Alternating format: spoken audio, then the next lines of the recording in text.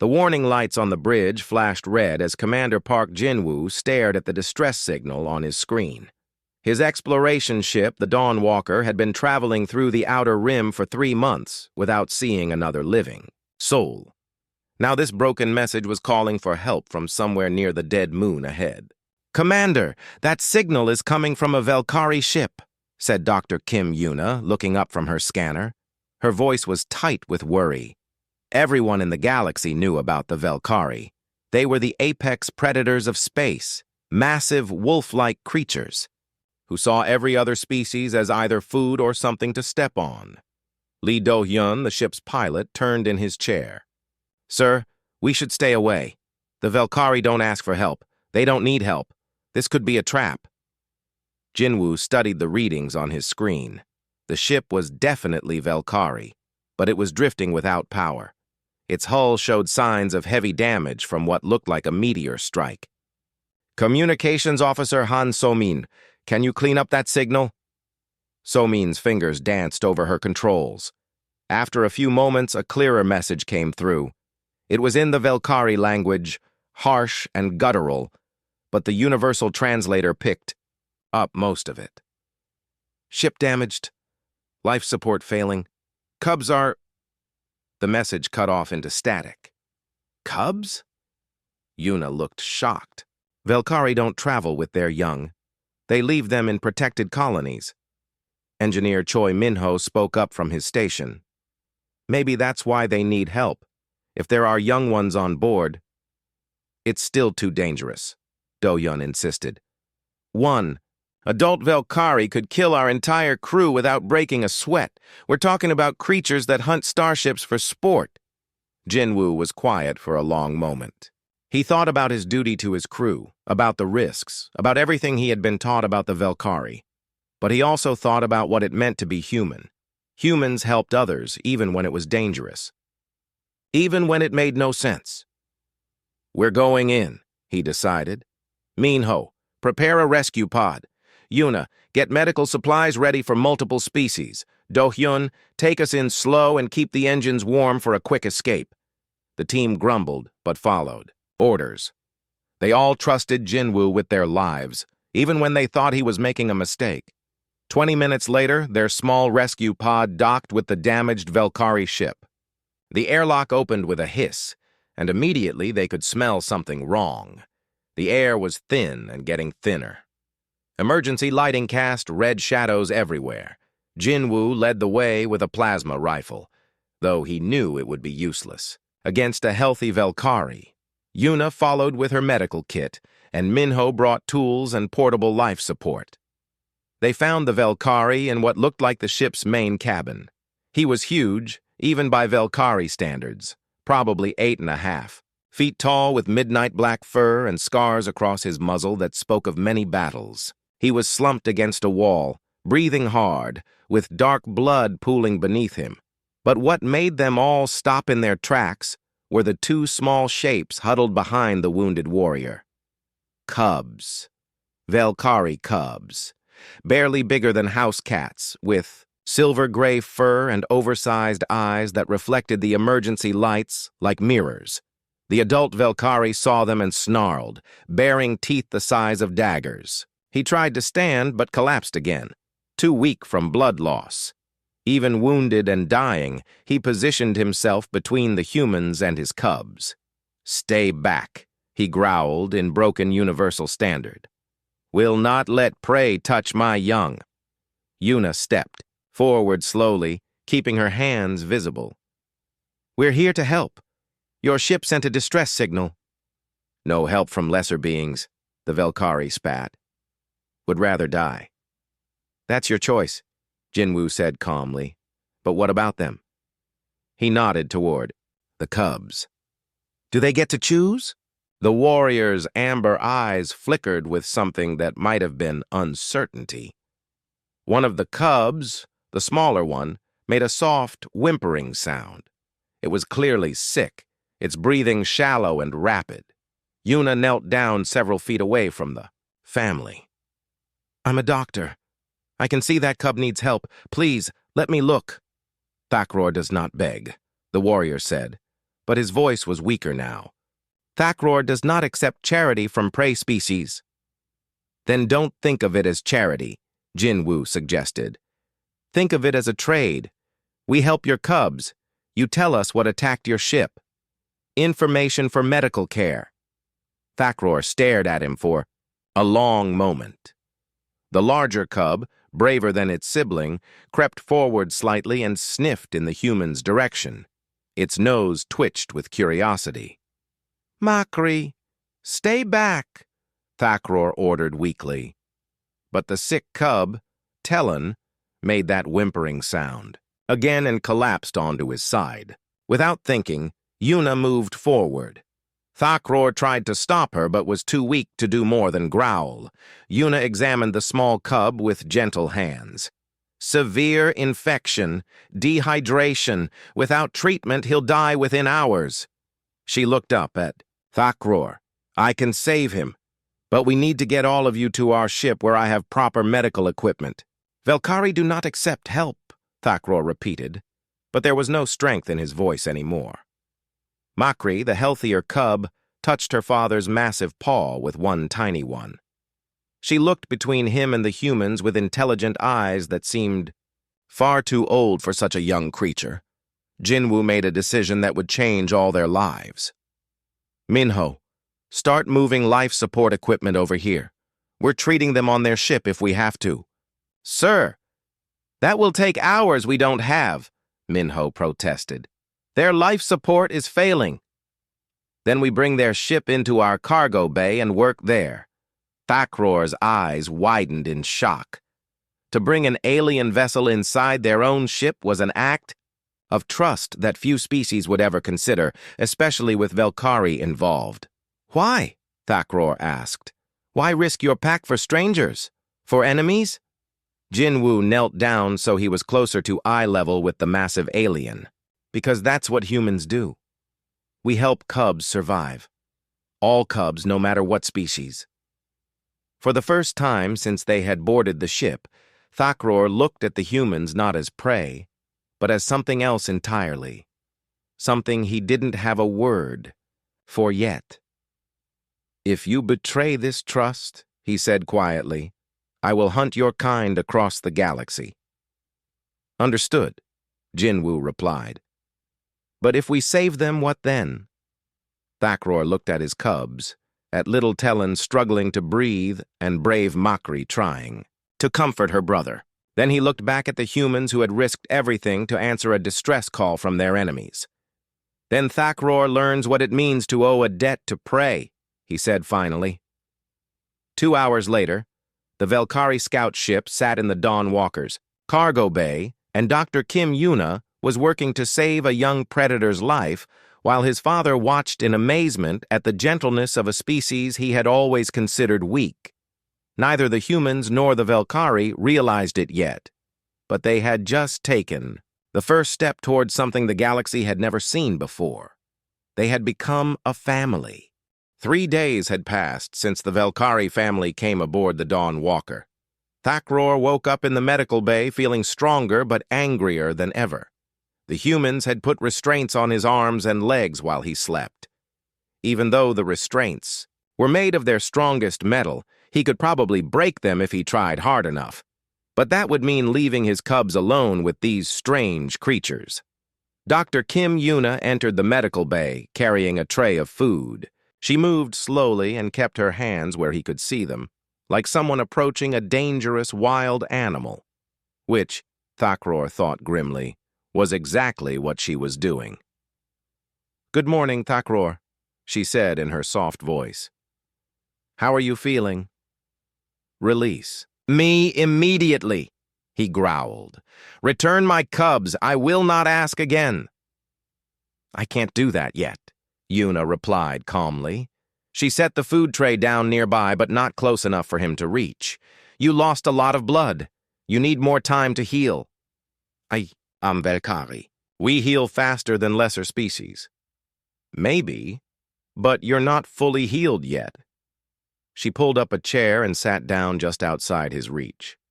"Your cubs are fine, by the way. Tellan is much better. The infection is gone." Thakror's ears moved slightly at the mention of his cubs, but he tried not to show his relief. Where are they? Safe. Well fed. Makri has been asking a lot of questions about our ship. She's very smart. Of course she is smart. She is my daughter. Pride crept into his voice despite his anger. Yuna smiled. She gets that from you, I think. The intelligence and the stubbornness. Velkari are not stubborn. We are determined. Is there a difference? Before Thakror could answer, the medical bay door opened. Little Tellen bounded in on unsteady legs, followed by Makri, who looked embarrassed by her brother's excitement. Both cubs had been cleaned and fed, and their fur was shiny and healthy. "Papa!" Tellen chirped in the Velkari language. "The doctor." "Lady fixed my hurt. And the food here tastes different, but it's good. And Makri learned human words." Makri approached more carefully. "Father, these humans, they are strange. They share their food even when they don't have much. And they sing to cubs who are scared." Thakror looked between his cubs and the human doctor. "You sang to them?" Yuna nodded. "Telon had nightmares the first 2 nights. I sat with him. Human lullabies seemed to help, even though he couldn't understand the words." "Why?" The word came out rougher than Thakror intended. "Why would you waste time comforting the offspring of your enemy?" "Because he was scared and hurt," Yuna said simply. "And because that's what you do for cubs. All cubs." Communications officer. Han Soman's voice came over the ship's speaker system. "Commander Park to the bridge, please. We're receiving a message from Velkari Space." Yuna stood up. "I'll be back to check on you later. Your cubs can stay here if you want." After she left, Thakror looked at his children. They seemed healthy and unafraid. More than that, they seemed curious about these humans rather than terrified. This bothered him more than he wanted to admit. "Tell me about these humans," he said to Makri. "What have you observed?" Makri settled down next to his medical bed. "They are weak in body but strong in spirit, Father. The one called Minho showed me their engine room. He explains things patiently, even to cubs. And the pilot, Do-hyun, let me watch him navigate by the stars. They let you near their critical systems?" Thakror was shocked. Most species would never allow Velkari cubs anywhere near important ship functions. "Yes, Do-hyun said I have good eyes for spotting star patterns." Tellen climbed up onto the medical bed next to his father. "Papa, are we going home soon?" Before Thakror could answer, Commander Park Jinwoo entered with a grim expression. "I need to tell you something, Thakror. We contacted the Velkari authorities about your situation." "Good. They will send a ship for us." Jinwoo shook his head. "No, they won't. According to the message we received, you and your cubs are officially dead. The act of accepting rescue from a lesser species has brought dishonor to your family name. You've been exiled." The words hit Thakror like a physical blow. In Velkari society, exile was worse than death. It meant his cubs would never be able to return to their own people. They would grow up as outcasts, belonging nowhere. "There must be a mistake," he said, but his voice sounded hollow even to himself. "I'm sorry," Jinwoo said, and he actually did sound sorry. "The message was very clear. As far as your people are concerned, you died when your ship was damaged." Makri and Tellen looked confused. They were too young to fully understand what exile meant, but they could sense their father's distress. "So what happens now?" Thakror asked quietly. "Now you have a choice," Jinwoo said. "We can drop you off at any neutral station you want, give you supplies to start over somewhere, or—" He paused. "You can stay with us." "Stay with you? As what? Prisoners? As crew members? We could use someone with your tactical knowledge and combat experience. And your cubs, they could grow up learning from both our cultures." Thakror stared at the human commander. You would trust Velkari on your ship? Armed Velkari? I would trust you, Jinwoo corrected. You've had 3 days to hurt us if that was your plan. Instead, you've been worried about your cubs and trying to understand why we helped you. Engineer Choi Min-ho appeared in the doorway. Sir, sorry to interrupt, but we have a problem. Long-range sensors are picking up 3 ships heading our way. They're flying Velkari configurations. Jinwoo's expression darkened. How long until they reach us? 6 hours, maybe less. Thakror struggled to sit up straighter. They come to verify our deaths. When they find us alive, they will kill us all to preserve the honor of the exile decree. Not if you're under our protection, Jinwoo said firmly. Your protection? Thakror almost laughed. Commander, I appreciate what you've done for my cubs, but your ship cannot fight 3 Velkari hunters. They are built for war. Maybe not, Jinwoo admitted, but we're not going to hand you over without a fight. Yuna returned just in time to hear this. What's going on? Velkari ship's coming, Minho explained. Probably here to make sure the exile is permanent. Yuna looked at the cubs who were now pressed close to their father's side, sensing the danger even if they didn't understand it completely. Over my dead body, she said quietly.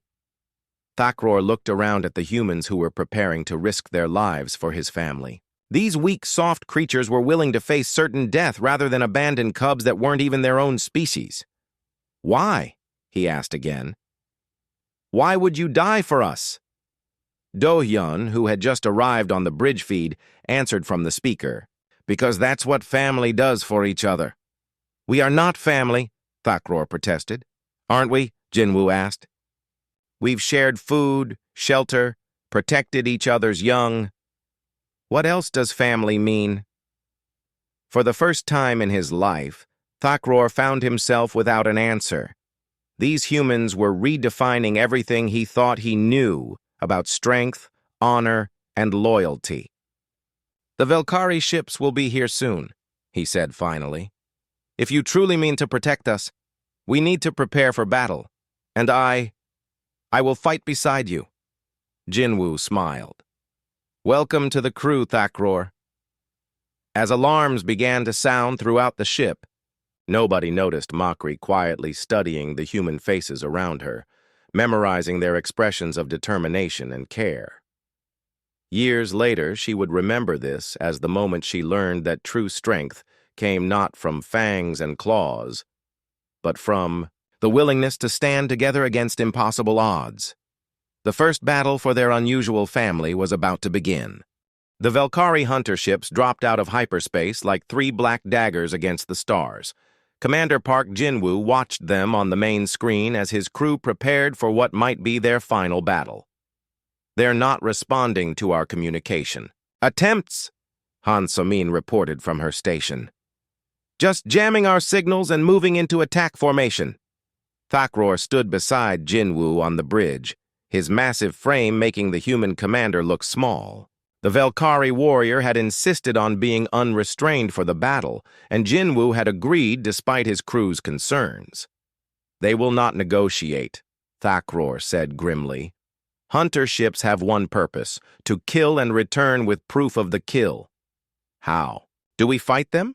Lee Do-hyun asked from the pilot's seat. We don't, Thakror replied. 1 hunter ship could destroy 10 human vessels. 3 of them. He shook his head. So what do you suggest? Jinwoo asked. I go with them. They take me and leave you in peace. Absolutely not, Dr. Kim Yuna said firmly from her position at the medical station. We don't abandon family. Thakror turned to stare at her. You called me family. That's what you are now, she said simply. The lead hunter ship, larger than the other 2, opened a communication channel. A scarred Velkari face filled the main screen, his yellow eyes cold as winter stars. Human vessel, the hunter captain snarled. You harbor criminals. Surrender them immediately or be destroyed. Jinwoo stepped forward. I'm Commander Park Jinwoo of the Dawnwalker. The beings you call criminals are under our protection. They have committed no crime. The hunter captain's lips pulled back to show his fangs. They accepted help from prey species. This brings dishonor to all Velkari. They must die. Then you'll have to go through us, Jinwoo said calmly. The communication cut off. Almost immediately, warning alarms filled the bridge as the hunter ships powered up their weapons. Incoming missiles, Do-hyun reported. Multiple targets. The first volley of Velkari weapons lit up space around the Dawnwalker. Do-hyun threw the ship into evasive maneuvers while engineer Choi Min-ho diverted power to shields and weapons. Our shields are holding but barely, Min-ho called out. We can't take many more hits like that. Thakror moved to an empty station and began working the controls with surprising skill for someone unfamiliar with human technology. Your tactical systems are primitive, but I can improve targeting. Do it, Jinwoo ordered. The Dawnwalker fired back, its smaller weapons managing to score hits on one of the hunter ships, but the damage was minimal compared to what the Velkari ships were doing to them. Shield generators failing, Min-ho reported as another barrage struck them. Hull breaches on decks 3 and 7. In the ship's safe room, Makri and Tellen huddled, together, listening to the sounds of battle echoing through the hull. Makri had her arms around her younger brother, trying to comfort him the way she had seen the humans do. Are we going to die? Tellen asked in a small voice. No, Makri said with more confidence than she felt. Our new pack will protect us, and Papa will protect them. Another massive impact shook the ship. The lights flickered and went out for a moment before emergency power kicked in. On the bridge, Jinwoo made a desperate decision. Do-hyun, take us into the asteroid field near the moon. Maybe we can use the rocks for cover. Sir, navigating that field at this speed will be almost impossible. Almost impossible is better than definitely dead. The Dawnwalker dove toward the cluster of floating rocks, the 3 hunter ships following closely. Do-hyun's skilled piloting kept them from crashing, but the Velkari ships were gaining fast. They're faster and more maneuverable than us, Do-hyun said through gritted teeth. I can't shake them. That's when Thakror did something that shocked everyone on the bridge. He began to howl. It was a deep, primal sound that seemed to come from the very core of his being. What are you doing? Yuna asked. Claiming pack rights, Thakror said between howls. If they want my cubs, they must fight me for them. The hunter ship suddenly stopped firing. The lead ship opened communication again. Thakror of the Blood. Mountain Clan, the captain said, his voice filled with surprise. You live! I live, Korvac, and I claim these beings as my chosen pack under the old laws. That is impossible. Prey species cannot be pack. The laws do not specify species, Thakror replied firmly. Only that pack members must be worthy of trust and protection. These humans have proven their worth, Korvac snarled. You have been corrupted by spending time with prey. This madness ends now. Then come and end it yourself, old friend. Single combat. If you win, my pack dies with me. If I win, pack law protects them forever. There was a long silence. Finally, Korvac spoke again. Very well, we will dock. But know this, Thakror. I take no joy in killing one who was once my battle brother. As the hunter ships moved to dock with the Dawnwalker, Yuna turned to Thakror. You don't have to do this. We'll find another way. There is no other way, Thakror said. But I do not fight alone anymore. Pack law means my pack can assist in the challenge. We're not warriors, Jinwoo protested. No, Thakror agreed. You are something better. You are family. 20 minutes. Later, the cargo bay of the Dawnwalker had been cleared for combat.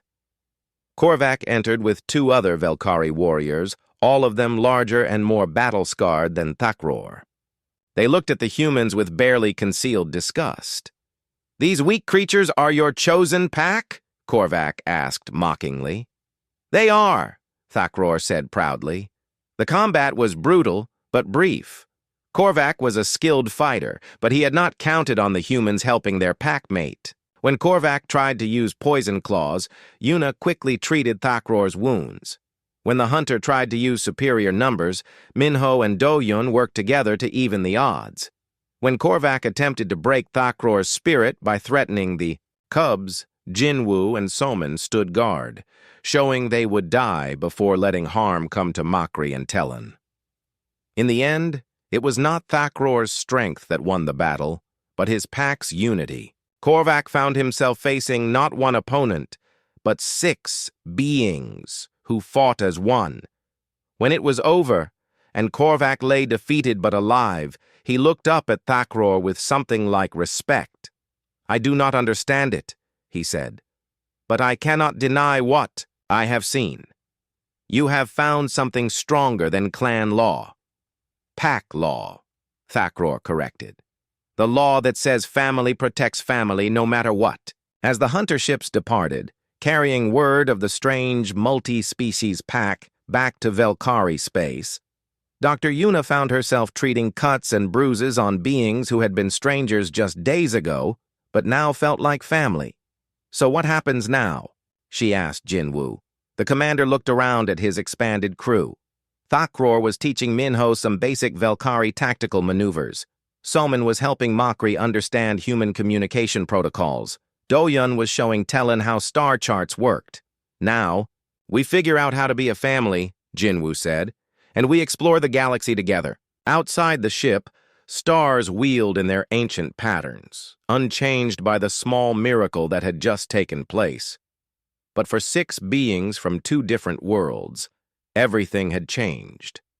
They had learned that the strongest bonds were not forged by blood or species, but by the choice to stand together when everything else fell apart. The real adventure was just beginning.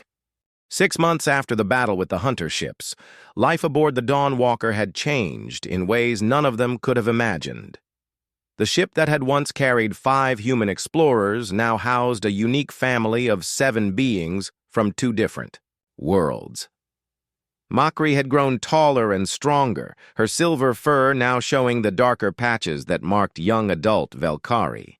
She spent most of her time in the engine room with Choi Minho, her natural strength and quick reflexes making her invaluable for repairs that would be dangerous for humans.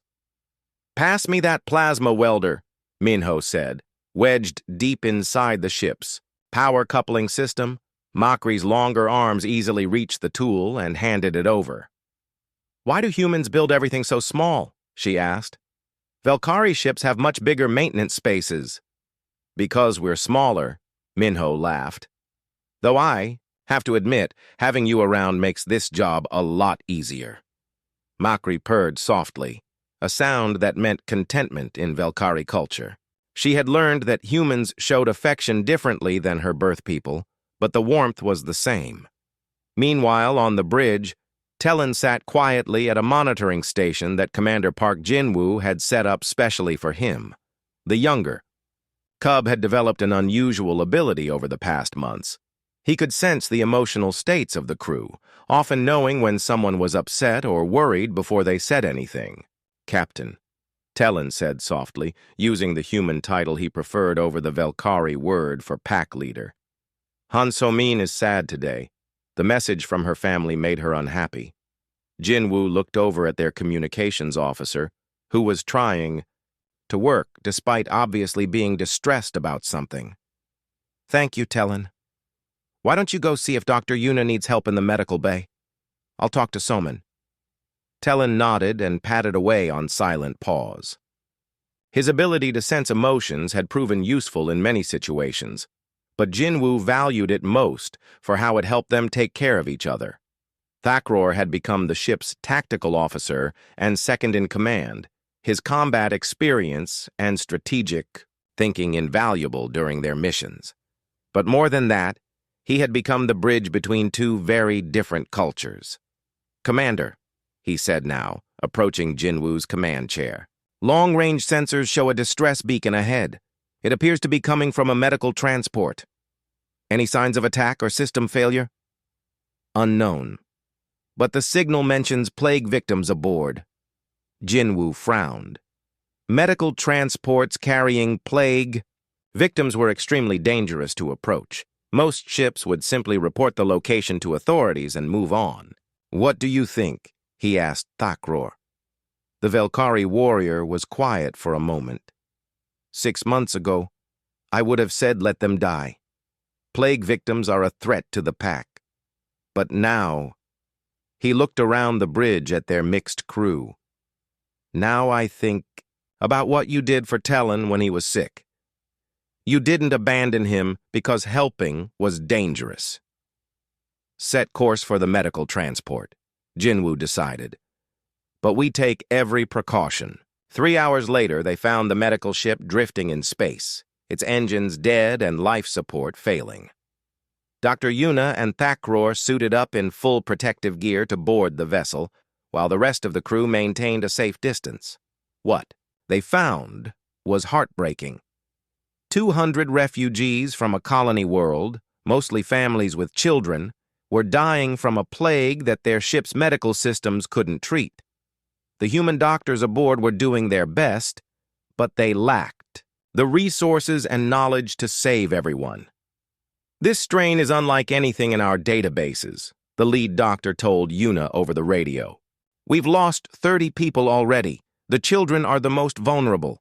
Yuna studied the biological samples they had taken. "Thakror, your people have dealt with biological weapons before, right? Does this look familiar?" Thakror examined the data with the eye of someone who had seen many battles. "Yes, this is not natural. Someone created this disease as a weapon. Can we cure it? Velkari immune systems are different from humans. What kills you might not affect us. And what cures us?" He paused, thinking. "It might cure you too." Working together, they developed a treatment using Thakror's antibodies combined with Yuna's medical expertise. It was risky and experimental, but it was the only chance the plague victims had. The treatment worked. Within days, the refugees were recovering. The children were the first to show improvement, their young bodies responding quickly to the cure. As they prepared to escort the medical ship to safety, Jinwoo received a message that made his blood run cold.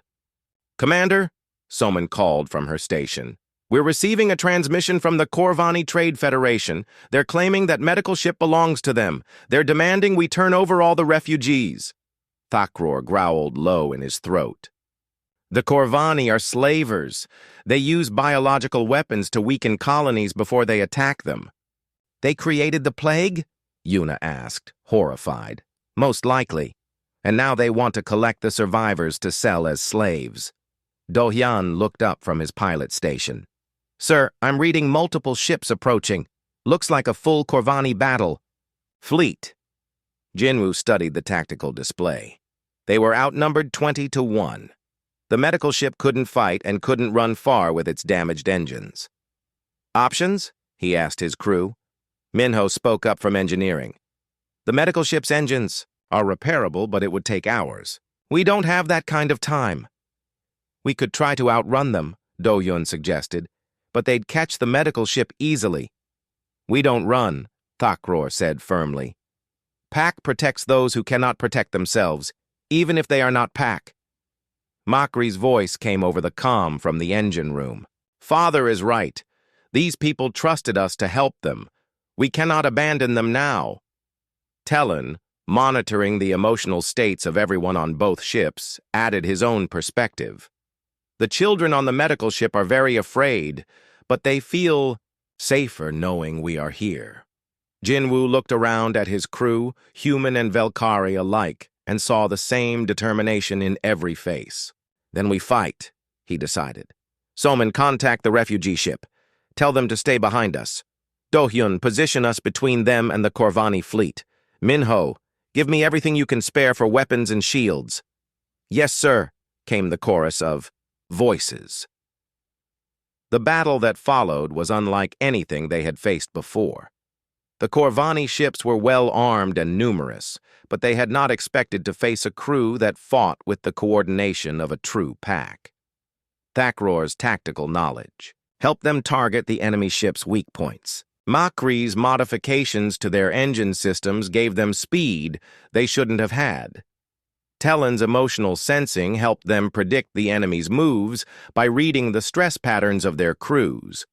But it was the humans who provided the heart of their victory. Jinwoo's leadership kept them focused.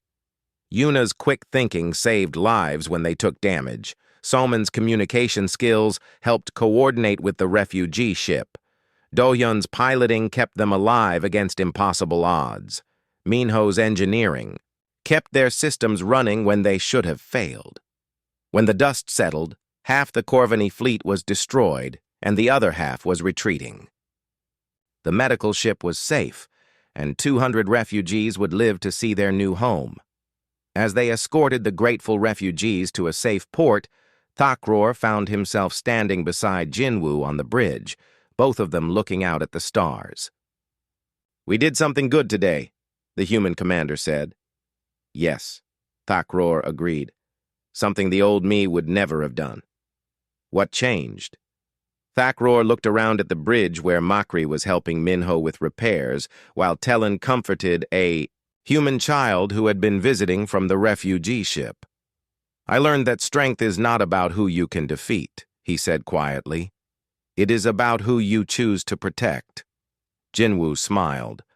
"I think you've got it figured out." Outside, the stars continued their eternal dance.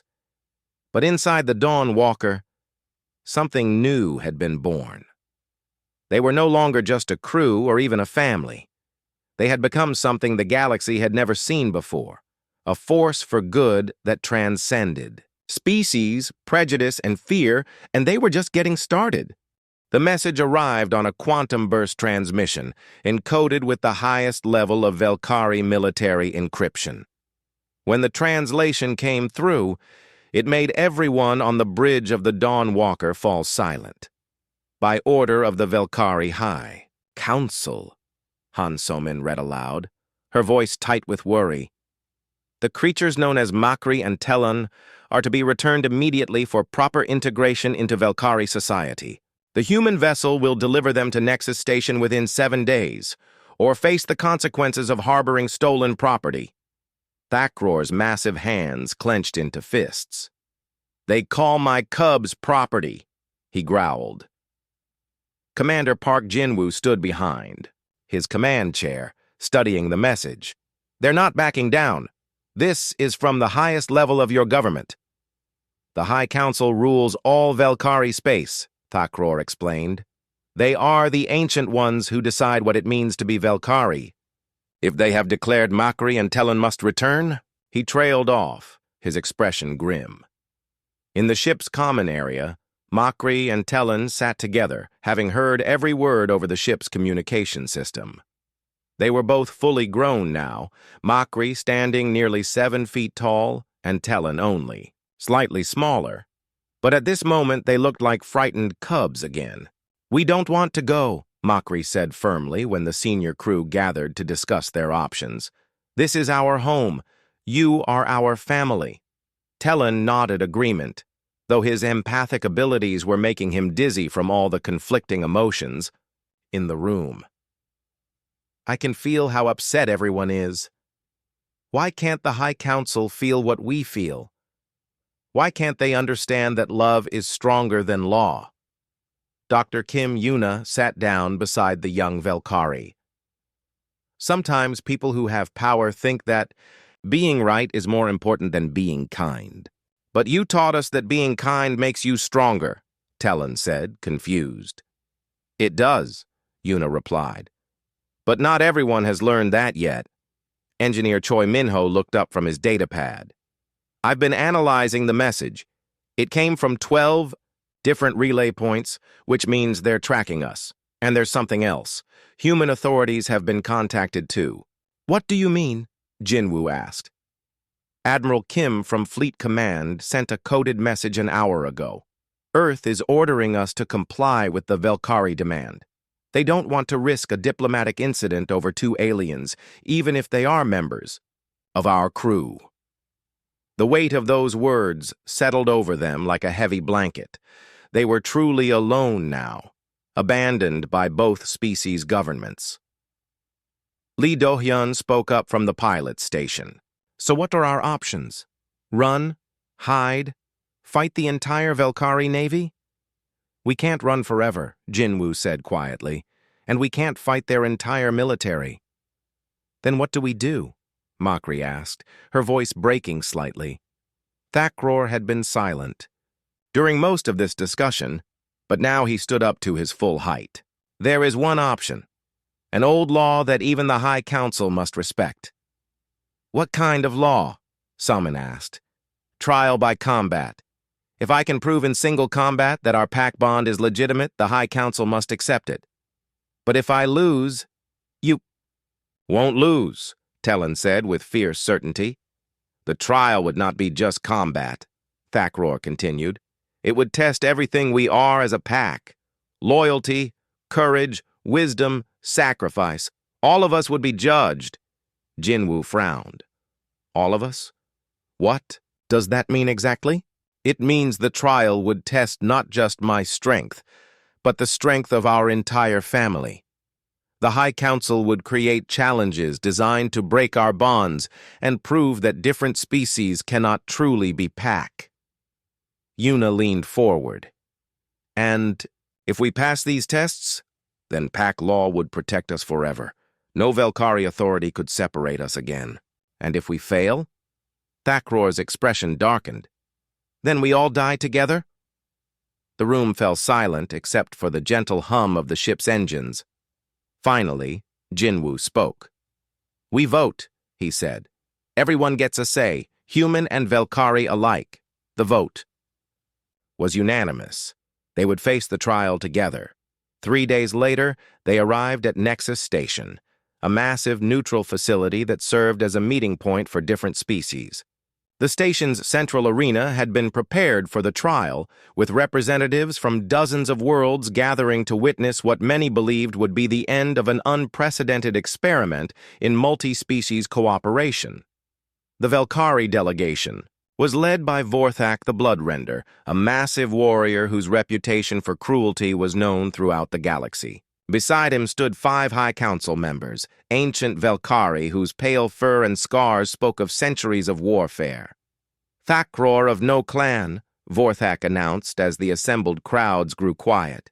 You stand accused of contaminating pure Velkari bloodlines with alien influence. How do you answer? Thakkror stood in the center of the arena, his family arranged behind him. I answer that blood does not make family. Choice makes family. Prove it, Vorthak snarled. The first test was combat, but not as anyone expected. Instead of fighting Vorthak directly, Thakkror had to protect a group of simulated civilians while under attack from multiple opponents.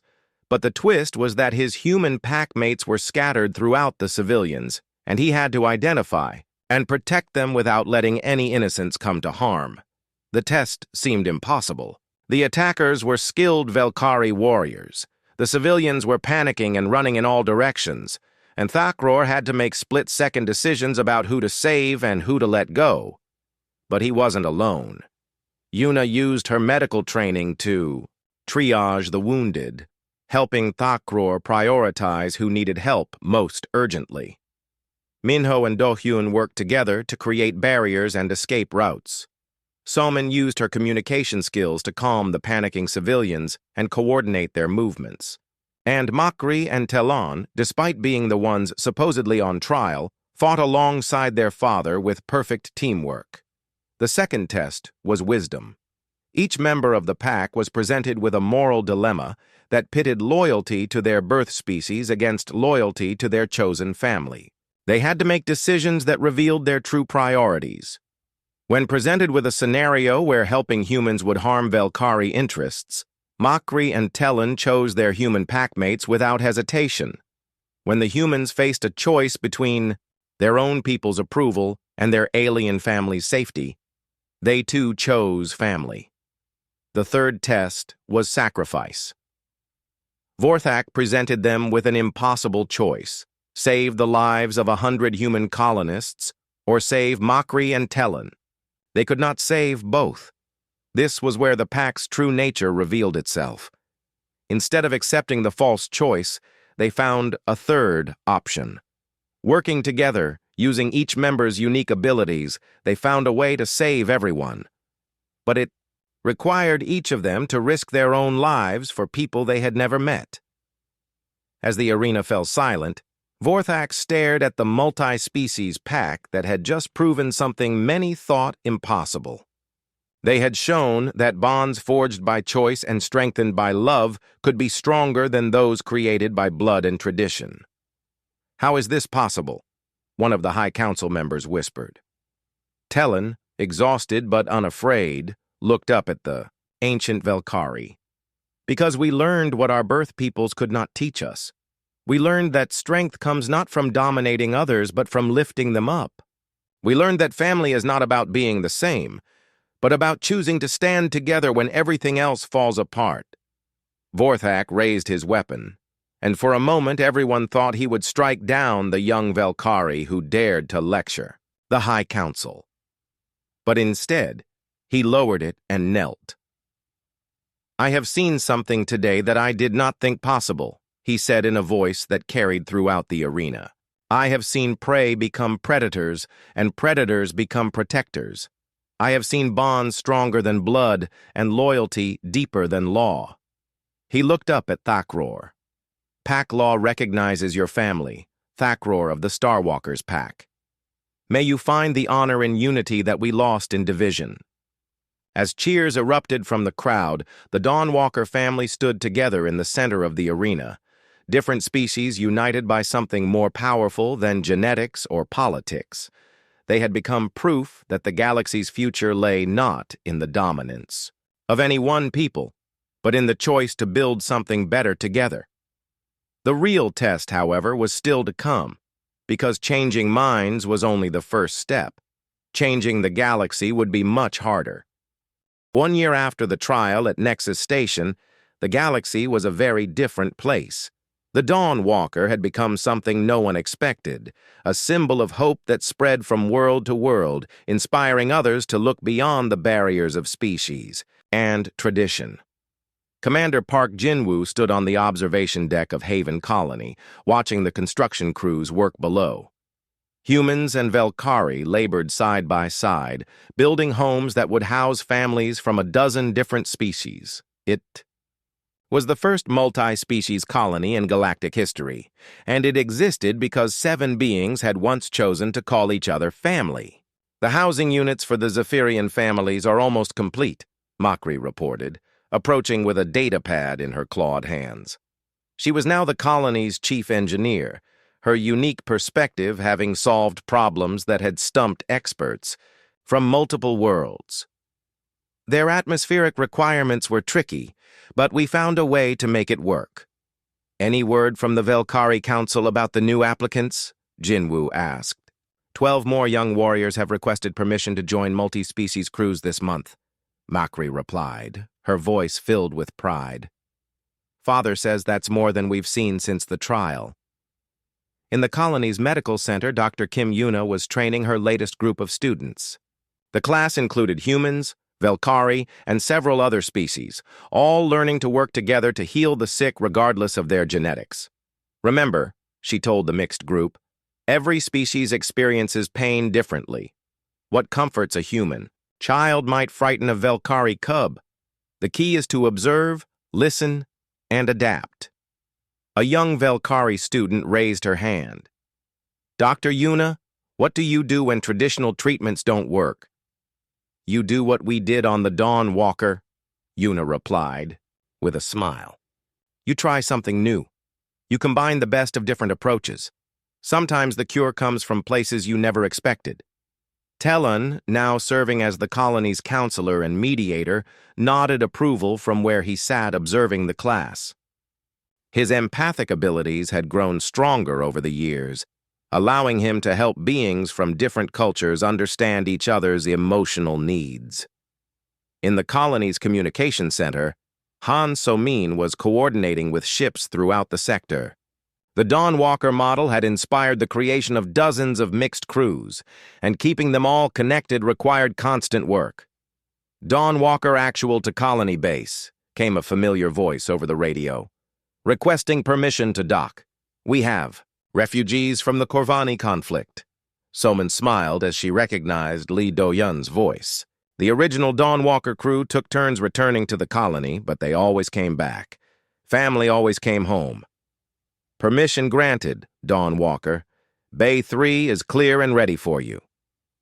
Choi Min-ho looked up from the engineering station where he was training 2 new technicians, 1 human and 1 Valkyrie.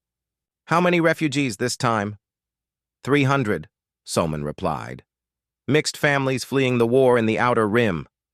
We'll make room, Min-ho said confidently. We always do. That evening, the original pack gathered in their shared home on the colony's highest hill. It had been built to accommodate both human and Valkyrie needs, with spaces designed for intimate conversation, and others large enough for the whole family to gather. Thakror sat in his favorite chair, which was really more like a small throne, watching his cubs interact with their human packmates. Makri was helping Yuna review medical data while simultaneously discussing engineering problems with Min-ho. Telon was curled up next to Soman, both of them working on translating documents into multiple languages. Do you ever regret it? Jinwoo asked quietly, taking a seat beside his old friend. Giving up your old life for this one? Thakror considered the question seriously, as he considered all things. I gave up being a warrior to become something better, he said finally. I became a father to more children than just my own. The other Valkyrie still think you're crazy, you know. Some do, but more each day begin to understand. The young ones especially. He gestured toward the window, where young Valkyrie and human children could be seen playing together in the twilight. They do not see difference. They see playmates. And what do you see when you look out there? I see the future, Thakror replied. A future where no cub grows up alone, where no family is torn apart by prejudice, where strength comes from unity instead of conquest. Yuna joined their conversation, settling into a chair with a tired but satisfied sigh. The refugee families are settling in well. Some of them are asking about joining colony crews of their own. Good, Jinwoo said. We need more ships, more crews, more people willing to show the galaxy what we've learned. What exactly have we learned? Telon asked from across the room, his empathic senses having picked up the serious tone of their conversation. Makri looked up from her datapad. We learned that family isn't about blood or species. It's about who you choose to stand with when everything else falls apart. We learned that being different makes us stronger, not weaker, Do-hyun added as he entered the room, having just finished overseeing the refugee settlement. We learned that the smallest acts of kindness can change everything, So-min contributed. Min-ho nodded thoughtfully. We learned that the future belongs to those brave enough to build bridges instead of walls. Yuna smiled at her extended family. We learned that love is stronger than law and hope is stronger than fear. Thakror stood up, his massive frame filling the room with gentle presence, rather than intimidation. Most importantly, we learned that evolution is not about becoming the strongest or the smartest. It is about becoming the most capable of love. As night fell over Haven Colony, the original pack settled in for another evening of planning, sharing, and simply being together. Outside their windows, hundreds of beings from dozens of species were building lives together, raising children together, working toward a future that none of their ancestors could have imagined. The Dawn Walker sat in its dock, no longer the small exploration vessel it had once been, but now the flagship of a growing fleet of multi-species crews. Tomorrow it would launch again, carrying its message of hope to new worlds and new peoples. But tonight, it rested in the embrace of the colony it had helped to create, a symbol of what was possible when beings chose to see beyond their differences, to the common bonds that made them all part of the same galactic family. In her final log entry that night, Dr. Yuna wrote, "Personal note, we set out to explore the stars and ended up discovering something far more valuable. We discovered that the universe is not too big for love to fill it. We discovered that predator and prey are just words, but family is forever. We discovered that the greatest adventure of all is learning to call someone different from yourself by the name that matters most: home." The stars wheeled overhead, ancient and eternal, but the light they shone down on was something new. It was the light of a galaxy learning, slowly but surely, that its strength lay not in the dominance of any one species, but in the choice of all species to grow together toward something better. And in a small house on a hill on Haven Colony, 7 beings who had once been strangers slept peacefully, secure in the knowledge that they had helped change the course of galactic history, simply by choosing to love without limits.